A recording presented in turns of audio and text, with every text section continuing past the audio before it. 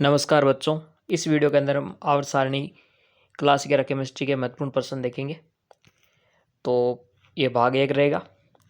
पहला प्रश्न है कि आवर्त सारणी क्या है या पीरियोडिक टेबल क्या होती है। तो ये एक टेबल या सारणी है जिसमें तत्वों को गुणों के आधार पर, गुण कौन कौन से, प्रॉपर्टीज, सिमिलरिटीज या डिसिमिलरिटीज यानी कि समानता और असमानता के आधार पर वर्गीकृत किया जाता है, व्यवस्थित किया जाता है, उसे आवर्त सारणी कहते हैं। ठीक है ना। बेसिक स्ट्रक्चर देखें आवर्त सारणी की तो इस प्रकार होती है। ठीक है, यहाँ पर दो होते हैं एस ब्लॉक के एलिमेंट और बीच में यहाँ पर होते हैं डी ब्लॉक के और इधर होते हैं पी ब्लॉक के एलिमेंट और नीचे रहते हैं एफ ब्लॉक के एलिमेंट। ये बेसिक स्ट्रक्चर है आपकी मॉडर्न पीरियोडिक टेबल की। इसके बाद बात करते हैं तत्वों के वर्गीकरण का त्रिक नियम और अष्टक नियम किसने दिया। तो त्रिक नियम दिया था डोबेराइनर ने और अष्टक नियम दिया था न्यूलैंड ने। त्रिक नियम क्या होता है थोड़ा संक्षेप में मैं बता देता हूँ कि मान लो 3 एलिमेंट है ए, बी और सी। तो इनके जो एटॉमिक वेट है उनका टोटल करें, तो जितना टोटल आता है एक्स, मान लो एक्स आता है, उसके अंदर 2 का भाग दें, फिर जो आएगा ना एटॉमिक वेट वो लगभग वी के बराबर होगा। तो इस तरह त्रिक के रूप में व्यवस्थित किया बहुत सारे एलिमेंट को। फिर आया अष्टक नियम। अष्टक नियम क्या होता है ये भी थोड़ा सा मैं संक्षेप में यहाँ पर बता देता हूँ। अष्टक नियम का क्या कहता है कि जिस तरह स्वर 7 होते हैं उसी तरह स्वरों के अनुसार 1 से 7 तक व्यवस्थित किए एलिमेंट को। ठीक है, 4, 5, 6, 7, तो 8वां एलिमेंट यहाँ आ गया। यानी कहने का मतलब हुआ पहला और एलिमेंट 8वां प्रॉपर्टीज में सेम हो गया। यानी 1 से 7 तक व्यवस्थित करने पर फिर दूसरा और 9वां प्रॉपर्टीज में सेम हो गया, फिर तीसरा और 10वां एलिमेंट प्रॉपर्टीज में सेम हो गया। इस तरह अरेंज करना वो क्या था, अष्टक नियम, न्यूलैंड का अष्टक था। ठीक है, तीसरा प्रश्न है दमित्री मेंडलीव की आवर्त सारणी का आधार क्या था। यानी दमित्री मेंडलीव ने आवर्त सारणी बनाई थी, वो किस आधार पर बनाई थी। तो उसका आधार था एटॉमिक वेट या परमाणु भार। चौथा प्रश्न है आधुनिक आवर्त सारणी किसने दी। तो आधुनिक आवर्त सारणी है वो हेनरी मोजले ने दी थी। आगे चलते हैं बच्चों। 5वां प्रश्न है आधुनिक आवर्त सारणी यानी मॉडर्न पीरियोडिक टेबल में कितने आवर्त एवं वर्ग है। वर्ग क्या होते हैं, जो ऐसे वर्टिकल या खड़े कॉलम होते हैं वो क्या कहलाते हैं, वर्ग कहलाते हैं। जो ऐसे हॉरिजेंटल कॉलम होते हैं ऐसे, वो क्या कहलाते हैं, आवर्त कहलाते हैं। ठीक है ना। तो 7 आवर्त होते हैं ऐसे, फर्स्ट, सेकंड, थर्ड, और वर्ग 18 होते हैं, 1, 2, 3, 4 करके। ठीक है, अगला प्रश्न है, छठा प्रश्न है कि एस एवं बी ब्लॉक के तत्व कौन से वर्गों में आते हैं। तो एस ब्लॉक में वर्ग 1 और 2 आता है ना, इधर वर्ग 1 और 2 आते हैं, वो एस ब्लॉक होते हैं। बीच में डी ब्लॉक होते हैं, इधर वर्ग 13 से 18 होते हैं, 13, 14, 15, 16, 17, 18, वो पी ब्लॉक के एलिमेंट कहलाते हैं। 7वां प्रश्न है अक्रिय गैसें किस वर्ग में रखी गई है। तो वर्ग 18 में रखी गई है।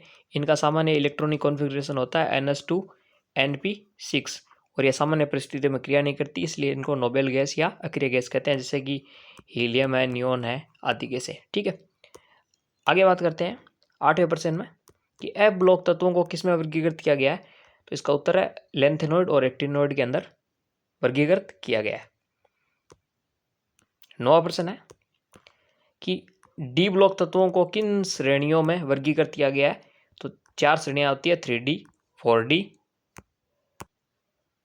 5D और 6D। इनमें 10-10 तत्व एलिमेंट होते हैं। जैसे फॉर एग्जांपल मैं बात करूं 3D के अंदर कितने होंगे, 10 तत्व होंगे। वो होंगे स्कैंडियम 21 से लेकर जिंक 30 तक होंगे। ठीक है ना। तो एक 3D का एग्जाम्पल मैंने दे दिया, इसी तरह अन्य में भी होते हैं। आगे बात करते हैं बच्चों, 10वां प्रश्न है एस ब्लॉक तत्वों को किसमें वर्गीकृत किया गया है। तो एस ब्लॉक तत्व में वर्ग 1 है उसको क्षार धातु कहते हैं, जबकि वर्ग 2 को कहते हैं क्षारीय मृदा धातु। 11वां प्रश्न है बच्चों, 11वां प्रश्न कह रहा है किस वर्ग के तत्वों को हेलोजन भी कहते हैं। तो वर्ग 17 के एलिमेंट है उन्हें हेलोजन कहते हैं, जैसे फ्लोरीन है, क्लोरीन है, ब्रोमीन है, आयोडीन है, इन सबको क्या हेलोजन कहते हैं। 12वां प्रश्न है किन्हीं 3 उपधातु के उदाहरण दीजिए, यानी जिनकी प्रॉपर्टीज धातु और अधातु के बीच की होती है उन उपधातु कहते हैं, जैसे सिलिकॉन है, जर्मेनियम है, आर्सेनिक है। ये सब क्या है, उपधातु के उदाहरण हो गए। 3 पूछे थे इसलिए 3 ही बताया है। 13वां प्रश्न है बच्चों, एक परमाणु के बाह्यतम कोश में इलेक्ट्रॉन और नाभिक के बीच की दूरी को क्या कहते हैं। तो परमाणुक त्रिज्या कहते हैं। कि नाभिक है ये पॉजिटिव चार्ज बीच में होता है और इसके यहाँ पर जो बाह्यतम इलेक्ट्रॉन मान लो यहाँ पर है, तो इसकी बीच की दूरी है वो क्या कहलाती है, परमाणुक त्रिज्या कहलाती है। 14वां प्रश्न है किसी परमाणु को गैसीय अवस्था में उपस्थित बाह्यतम इलेक्ट्रॉन को निकालने के लिए आवश्यक ऊर्जा को क्या कहते हैं। तो इसको कहते हैं आयनन ऊर्जा।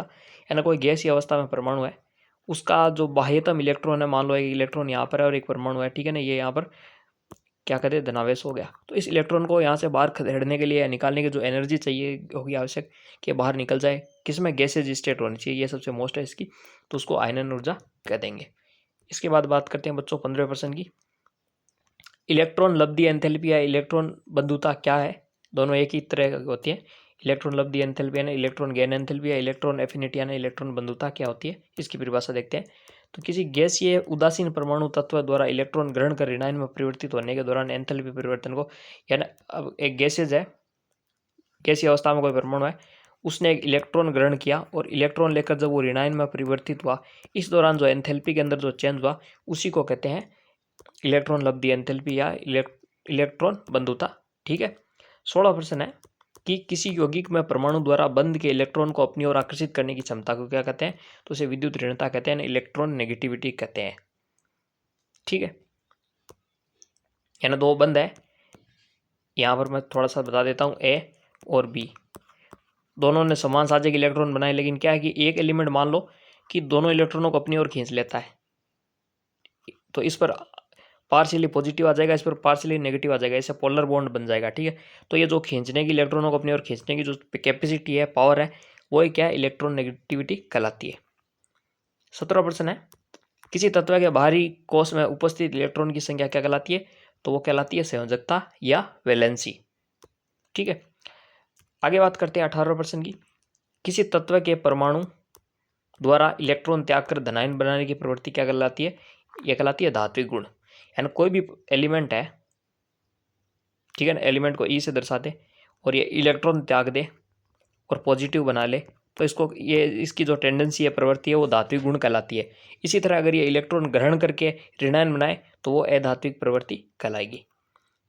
अगला प्रश्न है, आवर्त सारणी में उच्चतम इलेक्ट्रॉन लब्धि एंथैल्पी वाला तत्व कौन सा है, तो वो है क्लोरीन, जिसकी इलेक्ट्रॉन लब्धि एंथैल्पी या इलेक्ट्रॉन गेन एंथैल्पी सबसे ज़्यादा होती है। एंड 20वां एंड लास्ट प्रश्न है बच्चों आज का, वो रहेगा विद्युत ऋणता मापन का सबसे प्रचलित पैमाना कौन सा है, तो है पोलिंग पैमाना। यानी इलेक्ट्रॉन नेगेटिविटी के मापने के बहुत सारे स्केल होते हैं, सबसे जो फेमस है, प्रसिद्ध है, वो कौन सा है, पोलिंग पैमाना है। तो वीडियो कैसा लगा आपको बताना जरूर, वीडियो अच्छा लगे तो इसको लाइक कीजिए, शेयर कीजिए और चैनल को सब्सक्राइब कीजिए। मिलते हैं फिर अगले वीडियो में। Thanks for watching.